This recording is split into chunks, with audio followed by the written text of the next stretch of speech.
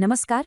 चलिए आज गोवर्धन राम त्रिपाठी की मशहूर रचना सरस्वती चंद्र के एक बहुत ही जरूरी अध्याय मनोहरपुरी की सीमा पर को जरा और करीब से समझते हैं। तो आज हम इसे कैसे समझेंगे? देखिए, 5 हिस्सों में बात करेंगे। पहले लेखक और उनकी इस बेहतरीन रचना के बारे में जानेंगे। फिर कहानी की सेटिंग यानी मनोहरपुरी पर नजर डालेंगे। उसके बाद कहानी का जो रहस्य है वो कैसे शुरू होता है, कैसे एक साजिश सामने आती है, और आखिर में वो कौन है जो ये सब देख रहा है।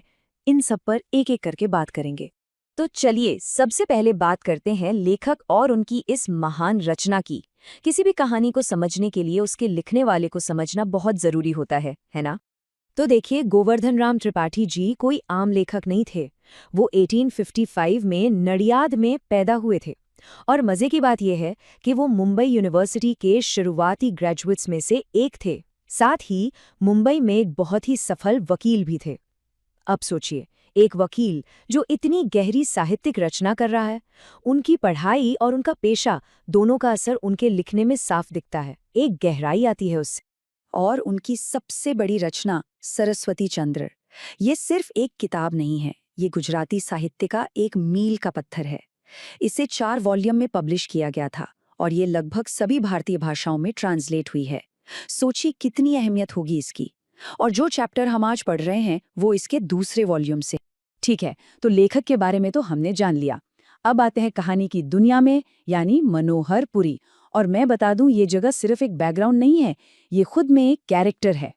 लेखक यहाँ एक बहुत ही जबरदस्त कॉन्ट्रास्ट दिखाते हैं। एक तरफ है मनोहरपुरी का अतीत, जो एक महान शहर था, शक्तिशाली राजाओं की राजधानी, हर तरफ शान शौकत। और दूसरी तरफ है आज का मनोहरपुरी, जो बस एक गांव बनकर रह गया है, अपनी पुरानी पहचान खो चुका है।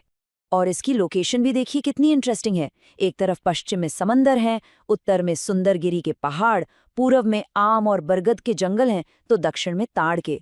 और ठीक बीच में ये वो जगह है जहां सुवर्णपुर, रत्ननगरी और ब्रिटिश तीनों की सीमाएं मिलती हैं।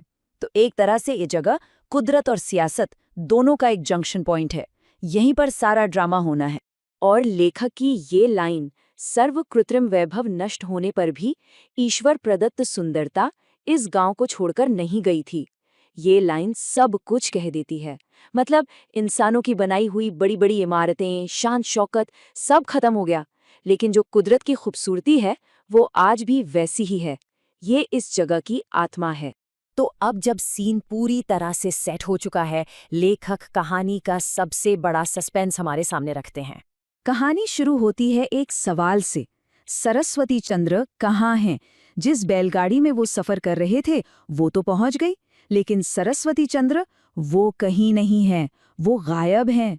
और तो और उनकी जगह पर एक अजीब सा रहस्यमयी सन्यासी गाड़ीवान के साथ बैठा है। कौन है ये? इसके इरादे क्या हैं? कुछ पता नहीं। और फिर लेखक हमें एक छोटी सी डिटेल देते हैं जो रोंगटे खड़े कर देती है।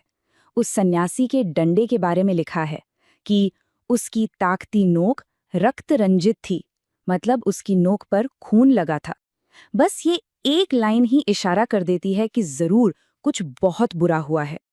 अब कहानी का सस्पेंस और भी बढ़ जाता है जब ये बैलगाड़ी एक बहुत ही खास जगह पर आकर रुकती है। गाड़ी एक तिराहे पर रुकती है। तिराहा यानी जहां 3 रास्ते मिलते हैं। ये हमेशा से ही एक सिंबॉलिक जगह होती है, चुनाव, खतरा, उलझन। और यहीं पर वो सन्यासी और गाड़ीवान फुसफुसाकर बातें करना शुरू करते हैं।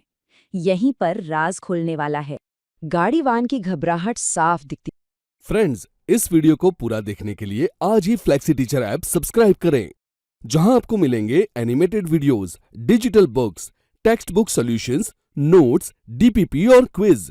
और हाँ, flexi teacher app mobile, TV और कंप्यूटर पर अवेलेबल है। और अगर आपके पास इंटरनेट नहीं है तो तुरंत ऑफलाइन सेट टॉप बॉक्स के लिए संपर्क करें। Flexi teacher, the one you needed.